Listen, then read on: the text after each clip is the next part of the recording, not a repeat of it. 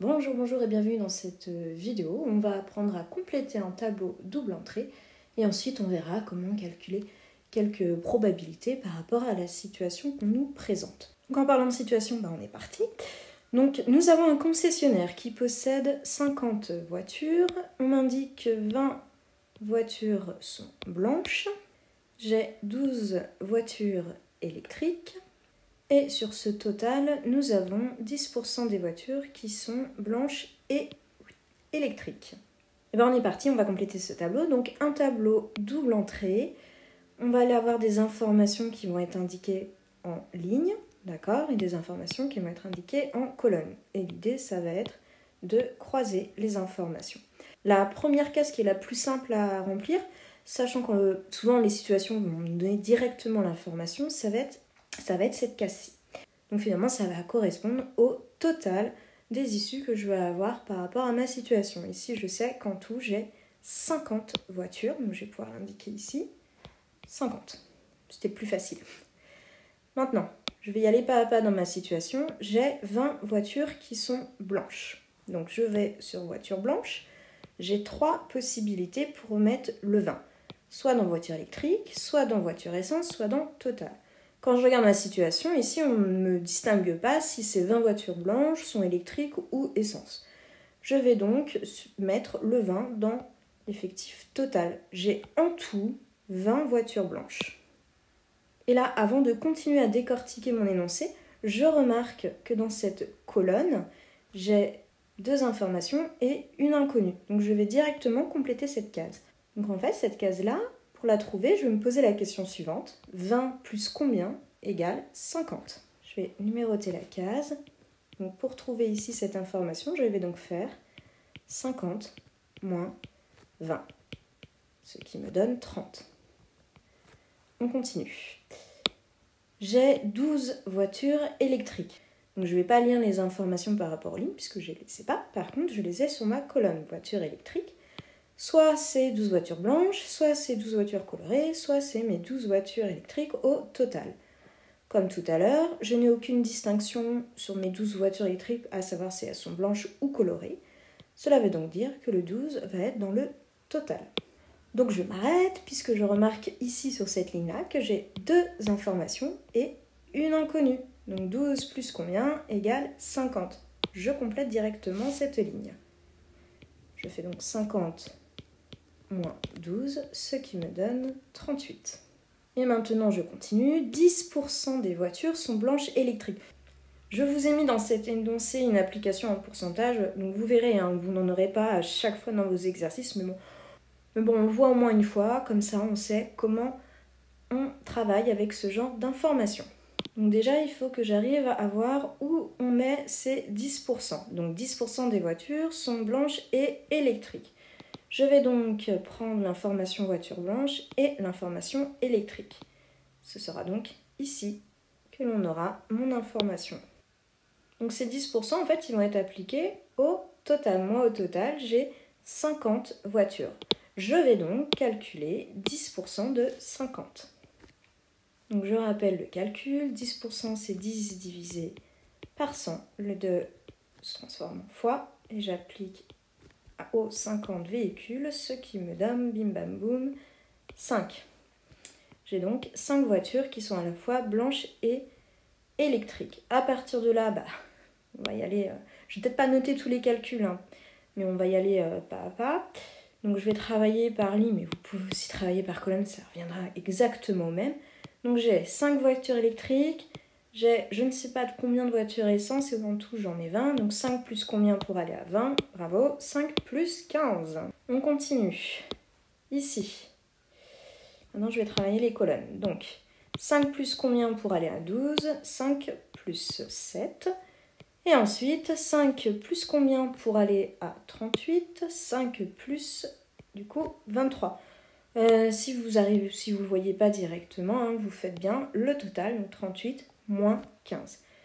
Et je n'oublie pas de vérifier maintenant les informations, c'est-à-dire en fait je vais relire chacune de mes lignes et ensuite chacune de mes colonnes et vérifier que je tombe à chaque fois sur le bon résultat. 5 plus 15, 20, c'est bon. 7 plus 23, 30, c'est bon. 12 plus 38, 50. Ok, sur les lignes, on est bon. Maintenant, on travaille les colonnes. 5 plus 7, 12, on est bon. 15 plus 23, 38, on est bon. Et 20 plus 30 égale 50. Pensez toujours à faire cette vérification. Ça vous permet, en fait, de relever les erreurs de calcul s'il y en a. On va se faire maintenant quelques petits calculs de probabilité. Donc tout d'abord, nous allons calculer la probabilité d'obtenir une voiture blanche. Première étape, je vais déterminer le nombre de cas favorables à, c'est-à-dire ici le nombre de voitures blanches. Quoi déterminer, je vais relever plutôt. Je regarde mon tableau, voiture blanche. Donc ici, mon événement ne m'indique pas d'avoir la probabilité d'avoir une voiture blanche qui soit électrique, soit essence. Peu importe. Donc je vais récupérer le total de voitures blanches, c'est-à-dire 20. Le nombre d'issues totales, puisqu'on en a besoin pour appliquer la probabilité, c'est le nombre total de voitures. Ici, j'en ai 50. Ainsi donc, la probabilité de A, c'est 20 sur 50. Donc si je prends un véhicule au hasard dans ce concessionnaire, j'ai 20 chances sur 50 de tomber sur une voiture blanche, ce qui revient à 2 chances sur 5, soit en décimale 0,4. Donc la probabilité d'obtenir une voiture blanche est de 0,4. Allez, on va s'en faire une un peu plus complexe. Je vais vous demander de calculer la probabilité d'avoir une voiture colorée et je voudrais qu'elle soit à essence. Donc, comme tout à l'heure, on va déterminer le nombre de cas favorables. Donc ici, ça va être le nombre de voitures qui soient colorées et à essence. Donc je me positionne sur voiture colorée et dans la colonne essence. J'ai donc 23 voitures colorées et à essence. Le nombre d'issues totales, il ne change pas, on est toujours à 50. Donc la probabilité de l'événement B est de 23 sur 50, ce qui correspond à 0,46. Donc la probabilité d'obtenir une voiture colorée à essence est de 0,46. Allez, on se fait un dernier calcul de probabilité, comme ça on aura vu toutes les questions possibles que l'on peut avoir sur ce genre de tableau. On va l'appeler l'événement C.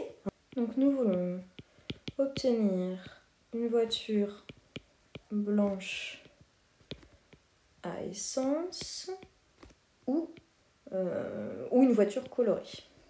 Alors, voiture blanche à essence, si je regarde mon tableau, ça va correspondre à 15. Et la voiture, comme on ne fait aucune distinction entre électrique et essence, ça va correspondre au total des voitures colorées, c'est donc 30. Vous voyez ici, je vais avoir une petite addition à faire, pas comme dans les autres cas. Donc, si je calcule le nombre de cas favorables à C, je vais donc faire 15 pour mes voitures blanches à essence, plus 30 pour mes voitures colorées, ce qui me donne 45. Donc la probabilité de l'événement C est de 45 sur le nombre d'issues totales, c'est toujours le même, il n'a pas changé, c'est 50, soit 0,9. Donc vous voyez ici, on est très proche de 1, ça veut dire qu'on est dans un événement qui est fort probable. Donc si je récapitule, tableau double entrée, les informations du texte vont m'aider à compléter mon tableau.